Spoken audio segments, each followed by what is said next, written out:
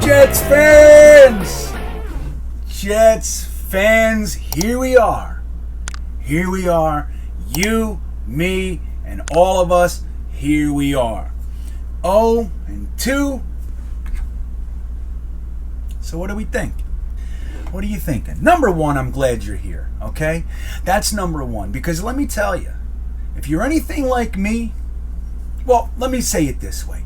There are two kinds of Jets fan.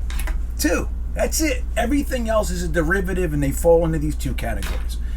One is that when we lose, look like crap, they jump on it. See? I told you! This sucks! Right? And then there's me. My kind. My tribe. Which is, I don't feel like talking about it. I wait a minute. I can talk a little bit, but I'm not jumping on anything. I don't want to hear it. I said, there's some, it's like from the second it happens, they're all over it. And then there's my kind of people, which is like, all right, I need a minute here. I just gave them a whole entire day. I did a whole week. I need a minute. And then I settle down. Then I let the emotions burn off. And then I go, all right, what the hell was that? Let me look at this. So that's me. So I'm recording this on the Tuesday following and I mean this sincerely, one of my favorite of all time experiences at the Meadowlands. Period.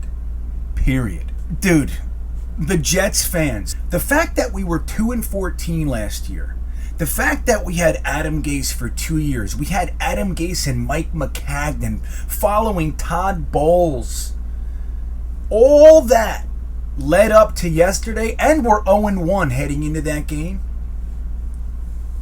The fact that the energy level was as high as it was is a true testament to how you guys really are as fans. I'm telling you, it was unreal.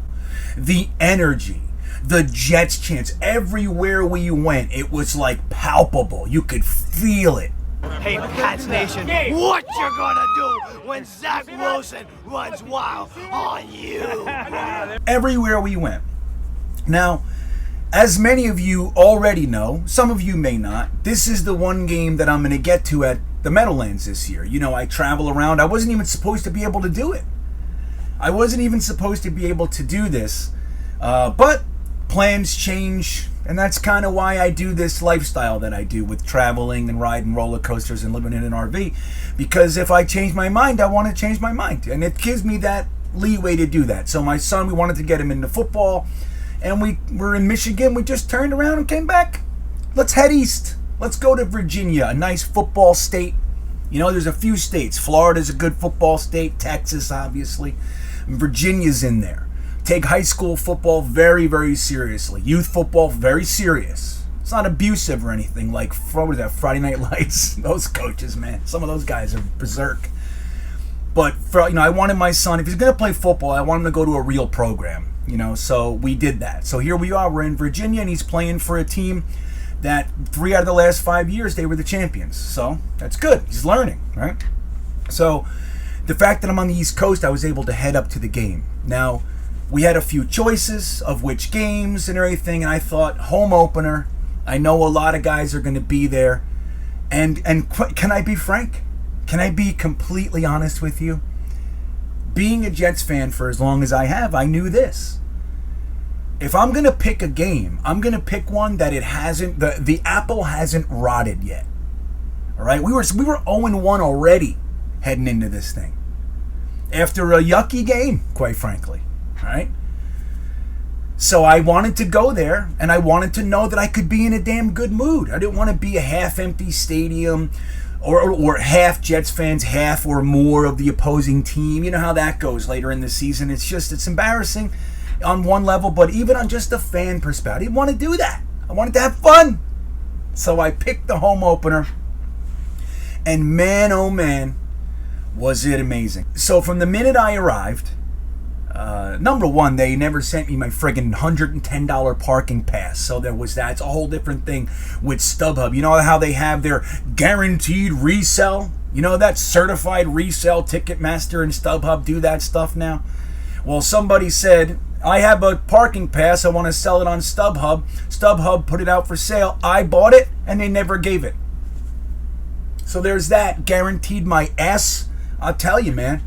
So I got a whole thing on that. So I basically talked my way into, I shit you not. I pulled up to the stadium. I was on hold. I even have the conversation on tape because I was on hold and I was recording.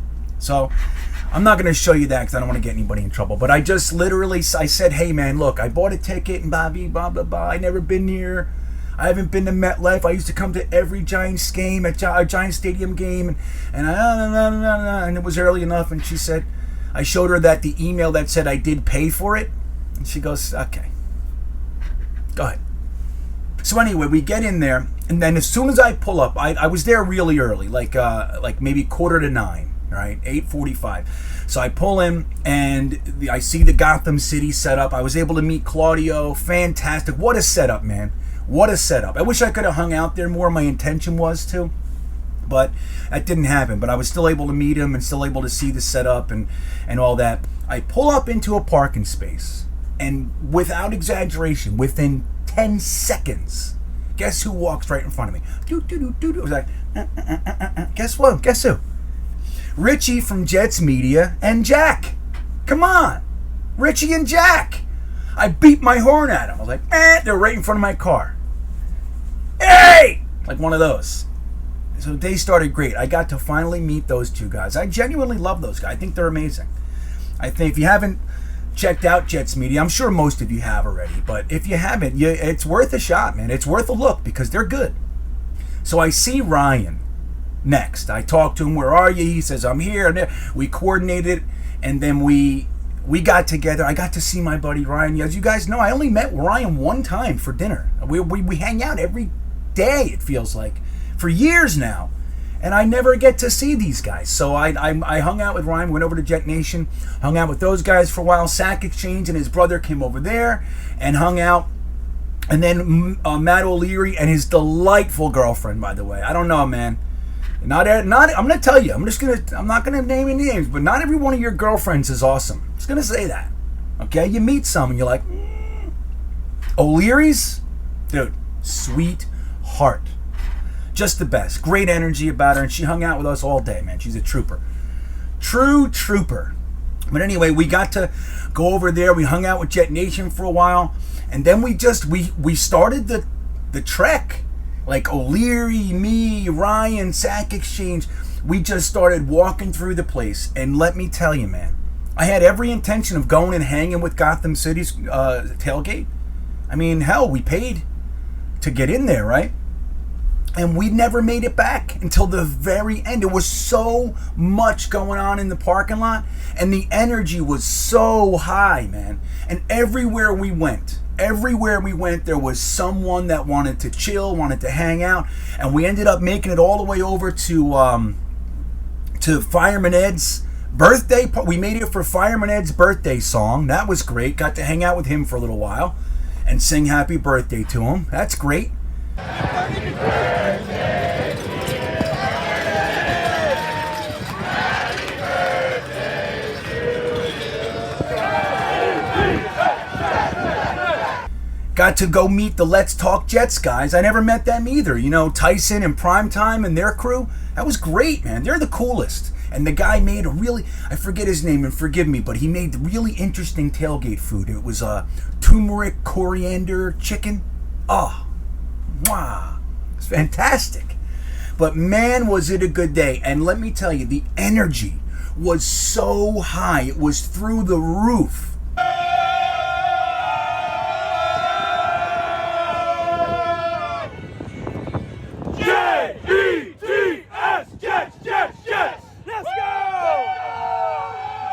Everybody was feeling positive. Everybody. We walked in. Remember the old days when we had good teams, going up the escalators, it was just the jet chant and screaming and yelling. In the last few years, it wasn't really like that. It was just all right, I hope we win. It's kind of been simmered down a lot, especially at MetLife. It's a different experience, right? But the energy, man, everywhere you went was Jets chants. It was just, it was everywhere. And we were so pumped. Got to meet the One Jets Drive crew. They were walking around filming. I said some nonsense on there. I doubt I make it on their show. Like, look at this guy. I was like, blah, blah. Oh, great. Oh, here we go. You're filming me, I'm filming you. Yeah, this is crazy. What's it like out here today? Oh my God, it's so beautiful. 78 degrees, Jets football, and we're winning. That's what's going on today. That's why everybody's so psyched. This isn't no happenstance. This is a guarantee, just like Joe Namath said. You see that? Here you go. Where are you guys from? We work for Jets content. There you go. Yep. So you might find yourself on One Jets Drive. I'm not, and I don't even drink. I don't get high, I don't drink, I didn't eat. So maybe that's what it was. I was hungry. But it was just such a great experience. We went in, I actually got to sit with O'Leary and his lovely lady. So it was just us three walking in, and we sat together. And it was like we walked in, man, and the energy was so high. They did the national anthem. They had the flyover, which, let me just say this. This was the first place that I thought to myself, interesting. We are the New York Jets. We are the Jets. End of story. That's our name. We are the Jets. So when they do a flyover, which they don't do like they used to do, 20 years ago, every game had a flyover. There would be two B-1 bombers and, you know what I mean? All kinds of stuff. So we're the New York Jets. And when they do the flyover, guess what it was? You think Jets, right? It's the Jets, home opener. No, it was helicopters, which are cool. You don't get me wrong. 2 helicopters. That was cool.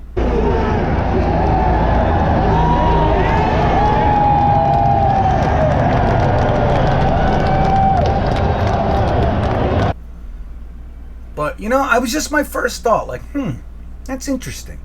What an interesting choice. New York Jets. Maybe that's all that was available. I don't know. And now, nor do I care to dig in any deeper, but it was interesting. And let me tell you, we did 6 Jets chants before the game started, all the way up to kickoff. 6. Jets! Jets! The whole place was rocking. They gave us these towels. You see this towel? I wanted to show you guys. So they gave us these towels, and we were waving them. Wave your towels. Yeah.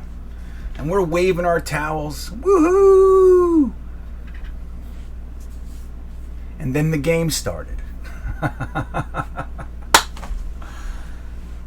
You know, it's a funny thing. Like, look, let me lay it out for you.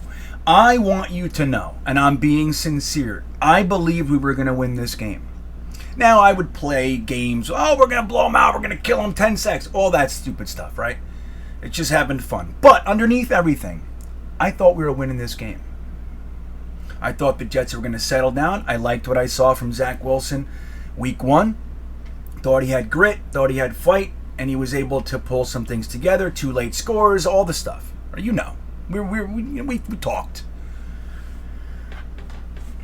Now, I knew the team would settle down. We've talked about this too. It's a process. Dude, we have the youngest team in the NFL that's decimated by injuries on top of that. Brand new head coach, first time, brand new offensive coordinator. We did all this stuff. And, you know, not to throw this out lightly, but it's like, let's not even forget that a major piece of our offensive brain trust, was Greg Knapp. So a lot has happened. There's a lot of reasons for all this. But never, and dudes, I've been there, man. I've seen this before. But I never would have thought that we were going to watch that. Never. Not in our home opener, man. No way. No way. I'm sitting next to my buddy Matt O'Leary. I finally get to sit next to him for a game. Right? I'm sitting with O'Leary, man. We're hanging out. There's Jets fans everywhere. Everybody's high energy, feeling great. The energy. We were like third row on the upper level. So we were like toward the front of the upper level. And even up there, Dude, it was high. The energy was high. First pass was a pick. Come on, man. All right. Okay. Good. Getting it out of the way early. Now, you want to know what I was thinking? I didn't tell Matt this. But I did. This is what I was thinking. At that moment, when I saw the first interception, I thought, okay, I only make it to like a game a year now, right? Traveling and everything else. But I make it to a game pretty much every year. 2019, I was at the opener, and, you know, I try to do that. But the last game at Giant Stadium, I flew up just to go to one more game at Giant Stadium in 2009. The Jets they had a pretty good team. It was Rex's first year. We weren't dominating or anything, but we had a good team. And I thought, okay, let me go watch. I'll pick the game against Buffalo. I got a bunch of my old buddies together. We did the whole thing. Met there, hung out, had another great time. And I walked in there, and I saw the Mark Sanchez 5 interception game. That was my last game in Giant Stadium. Dude, it was terrible. And when Zach threw that first pass, and it was an interception, I couldn't help it. I thought to myself, here we go. This is going to be that game. This is going to be an historic game that we look back and talk about 20 years from now. Remember that game? The fake spike, the midnight miracle, and on and on. There's so many negative ones. The 5 interception game, the butt fumble. You know, we're there. We go to these friggin' events, and we see this stuff, and it becomes part of your lore. When he came out and went back to pass his second time, 2, and he threw a pick, it was all but confirmed in my brain. I knew what we were going to watch. I knew it.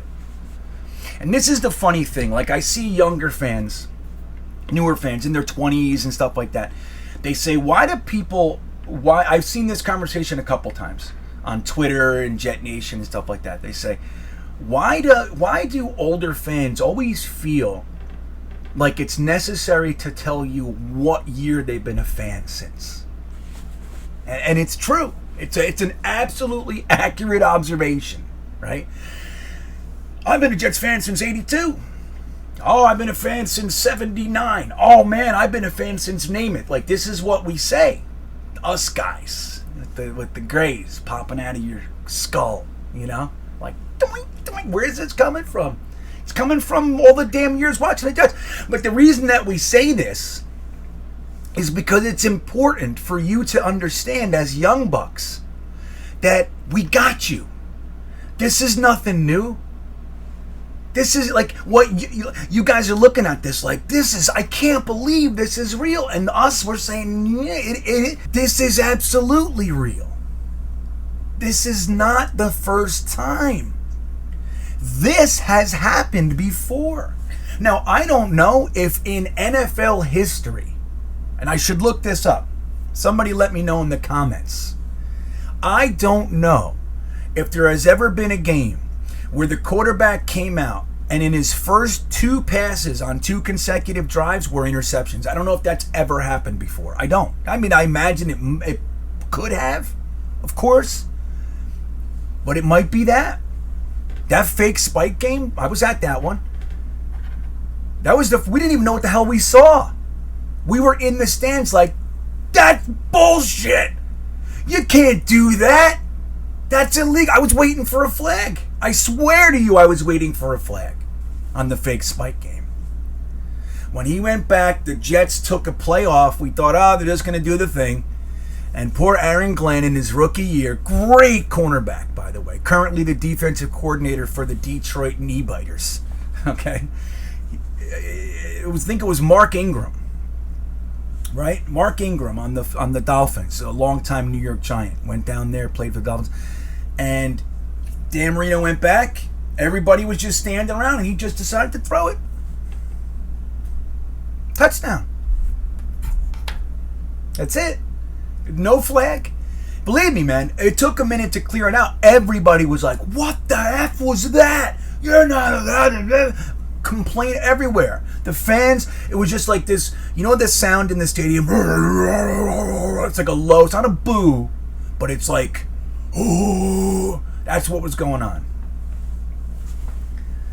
So, I don't know. That was historic. I didn't know that morning when I went in there. I was drinking my Southern Comfort in the parking lot, eating sausage patty sandwiches. I had no idea. I thought we were going to take sole possession of first place that day. And we were. We were winning. Little did I know that fake spike, the Jets would win 4 games in the next 2.5 years. We didn't win another game that season. And then we hired Kotite and went 4-32, whatever it was. 4-30. I don't know. The math is not my thing. So I didn't know it. That was the day I walked in and saw that. But yesterday or Monday, or whatever the hell day it is or was, Sunday, we didn't know. But we walked in and we saw the thing. We saw it. 2 passes, 2 interceptions, and guess what? I'm not even done. Now, the funny thing is, and this is where I'll start to twist this a little bit to what I really feel, which is I'm encouraged. Again, I was encouraged week 1. And I'm encouraged now, and this is how I'll get there for you. This is my bridge. All right? You got the whole thing. Great time, shitty day, after a shitty game after a great day, and then now, you know, it's like all I've seen 90% of what I've seen out there has been some fashion of negative construct around this opening of the season, right? Whether it's Joe Douglas sucks, I've seen plenty of that. I've seen Robert Saleh is in over his head, he's not going to be a good head coach. I've seen LaFleur called Mike Gase or Adam LaFleur. I've seen that. I've seen, and you knew this was coming. I mean, this is the easiest thing to read when it was all going down last year. I've seen, with no exaggeration, a dozen. And I guess I'm not even really looking out there yet. All right? I'm just kind of coming back. I've seen, I knew we should have never traded Sam Darnold. We should have traded back. And blah, blah, blah, blah, blah. You know? Or we should have taken Justin Fields. Of course, this is all what's going to happen. And it goes on and on and on from there. And you guys know. I mean, I'm out here talking. Every week I make tons of videos for you guys with my opinion. I get yelled at, I get agreed with. It is what it is, right? You guys know. I was a big fan of the trade back. I was.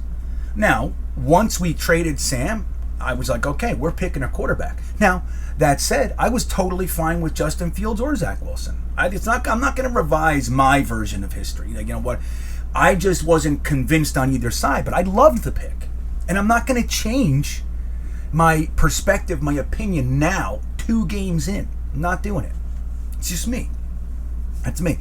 So when I see all this stuff, it's very easy for me to say, yeah, man, we suck again.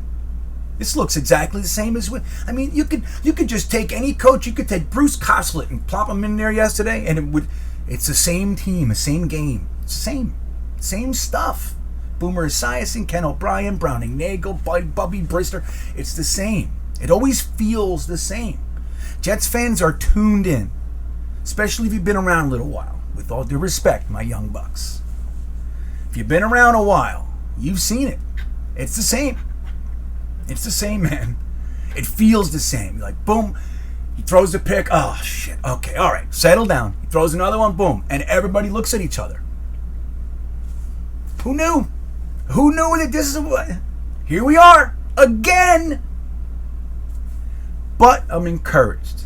So here's why. Here's how I'll get there. I'm going to walk over this bridge from that mess and my complete understanding for anyone's thoughts that are in there, like stuck in that mud. I totally get it. And I would be lying if I said I wasn't there at all. Okay? I am. But here's how I'll get us out of there. At least this is where I'm going. You can come. I'll throw tubes back if you want. I'll pull you with me. You can come with me. All right? Or you can stay there. That's fine. It feels good sometimes to stay in the goo. Week 1, we talked about a few major issues.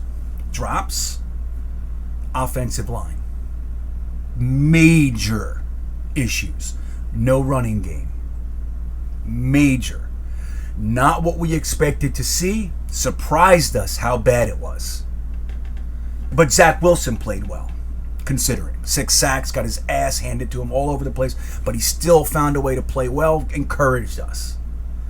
This week, the team, in so many respects, rectified those issues. Now, not perfect. This is the second game that this offensive line has ever played together. And they're still not even on 2 full games, right? Don't forget. It started with Fant on the right, Becton on the left. Now we have Fant on the left with Moses on the right. So this was the first game that they ever played full game. If you look at what happened week 1, people were ready to throw Conor Mcgovern into a trash can and leave him on the curb. That's what they were ready to do. Now, I watched the game numerous times, and I said to people, while I'm not happy with Conor McGovern's performance, a lot of what we're seeing was him trying to compensate for lack of communication or missed assignments from his guards and everything like that. Now, you can back it up and say, well, you're the guy assigning. You're the guy communicating the signals and everything. Okay, so there's a lot of stuff there. But I saw a little bit different version of Conor McGovern that I think a lot of other people may have, right? Now, yesterday, Conor McGovern, I think correct me if I'm wrong, I think he graded out the highest of all of our linemen. Now, either way, he was good yesterday. And again, not perfect, but he was good. Did you see those holes on the running game? Did you see it? It was an entirely different game. If Zach Wilson doesn't start throwing the ball to the other team on a consistent basis, some of them, I was like, where? As soon as he threw it, I'm like, I'm in the stands. I'm able to see. I'm like, where is that possibly going? It's a couple of those. Like, whew. If Zach Wilson played the game he played week 1, we're in that thing. Dude, that was not a game, even though the score is like, yeah, we never had a chance. It wasn't like that. It didn't feel that way. That was not a blowout. They just consistently beat us because we handed them the ball constantly. Look at our defense. Remember, what was the major knock on our defense week 1? The big one. Oh, there's 2. One was, and I think the major one, this is the one I'm alluding to here. CJ Mosley he ran around and all that, but he was outclassed by CMC, right? And it's his first game back in 3 years or whatever. That was the first game CJ Mosley ever finished for the Jets. He's been here this is his 3rd season as a member of the New York Jets. Last week was the first game he finished for us. So there's a lot going on here. But people were worried that maybe he's not going to be the CJ Mosley that we hope. In the Patriots game, dude, that man was flying all over the place. He was making the correct reads. He was hitting the correct hole. Like, he was on it. And look, I still don't even think he's where he's going to be. He's shaking off the rust. He's kicking off the dust. So then you have the defensive line. There was pressure. Now, I didn't break it down to that point yet. I don't know. But it looked like we were doing a good job for the first chunk of the game, stopping the run, and we were doing a pretty good job applying some pressure. The cornerbacks? Dude, that's a big batch of rookies in second year. And Bryce Hall's in his second year. He hasn't even played a year yet. You know what I'm saying? So the fact that they look as good as they do, and again, Sam Darnold wasn't testing them, okay? And Mac Jones was playing a similar game, at least in efficiency and all that, as Sam Darnold was, because their coaches are taking it slow with their quarterbacks. And that's what we're seeing. But they're playing well. I mean, there was one play I saw. Look, you're going to have some bipolar-y stuff. I saw Javelin Guidry got burned on one, and I think it was 2 plays later. He had a great play on the outside. So this is the stuff that we should expect to see when you have Bryce Hall Michael Carter II, Javelin Guidry, Brandon Eccles out there playing, dude, you're going to see that. But we're seeing a lot more of the positive than we are the negative. Marcus May was all over the place. So this is the thing. I know what it looks like. But the truth is there was vast improvement from week 1 to week 2, which is what we said this year is going to be. Now, I'm unhappy too. Dude, I drove... It took me 9.5 hours to get to New Jersey from Virginia the first day. 9.5 hours after a whole bunch of bull crap with the damn rental car place. I almost choked this guy. I'm telling you, it was everything I had to maintain my composure. They gave my car away, and the guy was a complete douche nozzle about it. Like, I know. Like one of those. I know. The guy told me, you got to think about, because I was a little late, even though we talked. And so, but anyway, he said, you got to think about it like a flight. If you miss your flight, the plane leaves. I said, oh, that's interesting. I never thought about it like that. He's like, I know. I said, here's why I never thought about it like a flight, because it's not a flight. That's probably why I don't think about it like a plane at an airport, because this is a rental car in a strip mall. That's why. So, you do the rental car baloney, and then you drive 9.5 hours. Then you do the whole thing in New Jersey and New York. You go to that thing, and you do the birthday party that shows up. All of a sudden, you're like, I'm coming up for the game. I got so many cousins and nephews, and it's like there's always somebody's birthday. Always. There were 2 parties I could have gone to this weekend. I went to 1. You do all that, then you buy a $110 parking pass. Then you drive there, you're up, you're in the stadium by 8:30, 9 o'clock in the morning. Then you do the whole thing, hours and hours of hanging out. Then you wait in a huge, massive line to get in. All told, hundreds and hundreds of dollars and a full day. Minimum. Then there's the tailgate. All the guys that set up the tailgate, they got to go to the store. It's on and on and on. But when you give them that whole day, it's tough to go in there. It's tough to go in there and watch that. Even though in an intellectual capacity, which don't let me try to fool you into I'm an intellectual, okay? But I do have access to that side of my brain. So when I think about it logically, of course. Now, if we saw no progress, if the offensive line was a complete sieve, which they were not. Yes, I know there were 4 sacks. 1 came with 50 seconds left, so there was 3 really. And look, 2 of those sacks I was watching from the stand. I thought, you got to throw that. You can't expect the whole. Like, these were the things I was saying. Ask O'Leary. He heard me. We were talking. I'm not saying I'm not speaking for him. I'm not saying he agreed with me. But I am saying, like, there was let me say, at least one of those sacks was absolutely Zach Wilson's fault. Holding the ball too long. So, there was market improvement. Now, if we didn't see that, okay, man. I even saw some play calling adjustments, like benefits. I didn't love this game plan either. I don't think they're doing enough to take care of Zach Wilson, to really protect him. But again, I don't know. I'm not sure. And I'm not convinced that this coaching staff knows what they're doing yet. Personnel. What's this Mims thing? I know, I see it. I see the Jets press kind of poking at us now like we don't know anything. I see it. I see what you're saying, Jets beat. I see your stupid stuff, man.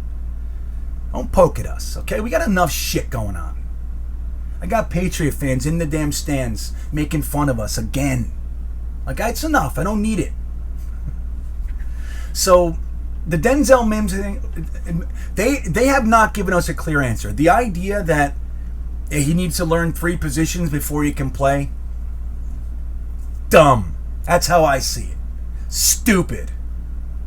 If that's what you're doing, you're making it more difficult for who could be an elite player to not make it on the field. And yeah, look, we're all high on Keelan Cole. I know the Jets beat loves him, Keelan Cole. I think he's fine too. What did he do? So I get it. You're starting Cole over Mims. That's fine. You got to figure out a way to get Denzel Mims on the damn stands. We heard that. Ryan told me that in the parking lot. He said, "Dude, Crowder's not playing, and Denzel Mims is a healthy scratch." So you look at last week's Fant over Moses and some other things. So I'm not convinced that they're there yet. Criticizing the play calling, criticizing the personnel decisions, criticizing their response to things or how they're doing, it's all valid, man, because these guys are fresh. Now, we have to make that decision. At what point do I start to get a little bit more critical, harsher? My thought is probably a little bit further down the line than game 2. It's game 2. And there was improvement. We're seeing in-game adjustments. You're seeing stuff. Zach Wilson threw 4 interceptions yesterday, guys. 4. I don't know, what the percentages are. Maybe Nanya or somebody like that can tell you. When you throw 4 interceptions in one game, what is the chance of you actually winning that game with 7 starting rookies, a rookie head coach, rookie offensive coordinator, blah, blah, blah, blah, blah, blah, blah. You know what I mean? So, that's where it is. That's where it is. Do I think we're beating Denver? I do. Because I'm watching my team, my young team, get better. Look at Michael Carter. Look at the running lanes. They were there. They were not there week 1. You saw it. Look at the defense flying to the ball. Look at Quincy Wilson. Or Williams. He even had a real nice play. And he's fresh. He's new. So we're going to see all this stuff. We're going to see it. We're going to see improvement every week. But I want to say this. I couldn't be more in love with the Jets fan base than I am today. Dude. The best.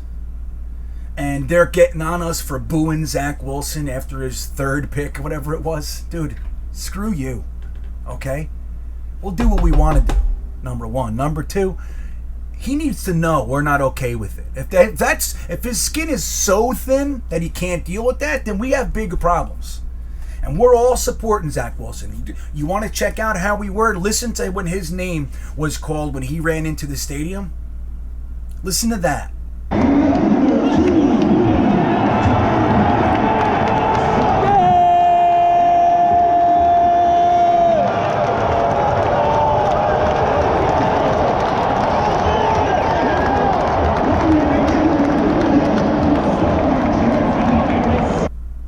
It was by far the loudest. It was loud. We told him, we're with you. We love you. We got you. We want you here. We're rooting for you. 3 picks later, dude, we're not happy with you. I'm sorry. And you need to know. There's 80,000 of us or whatever there was. There's 80,000 of us in this damn stadium. And we all gave you, at minimum, our full day. We all know we're going to sit in traffic leaving here. We know it's going to be an unhappy ride. The whole thing, man. And you're not helping our day. So, guess what? Boo!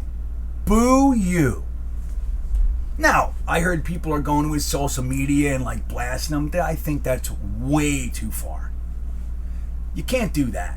You can't, dude, he's a human being. You know what I mean? You gotta, like, we're his fans. Look, we could tell him in the game that sucked, man. We didn't like that. We're not happy. We're not just going to sit here and cheer you on when you're throwing 3 and 4 interceptions in one game. It's not happening. But taking it and writing to him and saying, you're this and you motherfucker and whatever it is. We should have kept Sam. Whatever you're saying. I don't agree with that. That's way too far in my opinion. But I think the kid's good. I think he's a good quarterback. I think he's going to learn. It's like Salah said. They said, oh, have you talked to Zach? Where are you with the... He said, yeah, I've talked to him. He goes, let me tell you, he's fine. He could probably tell you exactly what play that was, when it happened. He's already deconstructed the entire thing. He knows. He knows. He didn't, it's like, we got to give these guys a chance. We know what they are. And I'm not happy with Mims. I'm not happy with a lot of the personnel decisions, if I'm being really frank. But Salah's going to have to learn. LaFleur is going to have to learn. Right now, those guys are being governed by what they've heard in the past, other coaches they've worked for, how they think they might handle it. You know what I mean? That's what's going on. So we have to give it a second. They might come back next year and go, shit, I should have started Mims the whole year. I don't know what I was thinking. Because right now, they don't know what they're thinking. They don't know what they're doing. They know enough to be in the positions they're in. But they're getting their first experience. And I think we're okay. I think we're okay. I think we're going to see lots of this stuff. We're going to win some games. And we're going to be psyched. The funny part is watch, when we win the next game, people are going to be talking about going undefeated the rest of the way. And that's why I love you guys. I seriously do. There were so many guys yelling, screaming, running around, hanging. If I didn't get to meet you, I'm sorry. If you were there and I didn't get to meet you, I saw some Instagram people were texting me and shit. I didn't even look at my Instagram. I took a couple pictures and just threw them up there real quick, but I didn't even really look until later. So I am sorry if I missed you. But there were so many that I did meet, and I'm not exaggerating. I mean, hundreds all told. From the beginning to the end, hundreds. I was even walking out. I had people stopping me, taking pictures on the way out.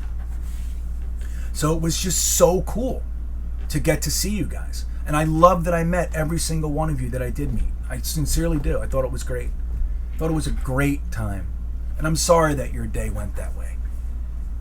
Me, I'm old. I'm used to this stuff. I had to drive. I left. I went home, went to sleep for a little while. And then I left. I woke up at 3:45 and I dragged my little daughter, put her in the car, and left New Jersey at 4 a.m. on Monday morning. Took 6.5 hours, I think it was, to get home. I wanted to beat DC traffic. And I was just driving and thinking, damn Jets. Damn Jets. But we'll get there, everybody. Don't forget to like and subscribe. It's helpful. We're going to get there. I'm going to help you all year. I'm going to try to find the piece that's positive, that's worth considering every chance I get. Okay, I'm going to try. I get the same thoughts you do, man, believe me. But we're going to try. We're going to have a good year, even if it's just watching the team progress, knowing who's a keeper, knowing who's not, all that stuff. That's what this year is. We got to get Salah and LaFleur and Albrecht. We got to get their experience. Zach Wilson, we got to get his experience. Elijah Moore, dude, look, he had 2 drops the week before last. He had some nice catches. I would like to see him shake a little more, get a little bit more opportunity in the open field. But it's improvement, man. He improved. Clearly. Without question. He improved. And there was a lot of that. Hang on to the good stuff. Our quarterback threw 4 interceptions, and it just so happens he was the one shining light from the week before. It's going to happen. It's going to be that way. That's what we're in for.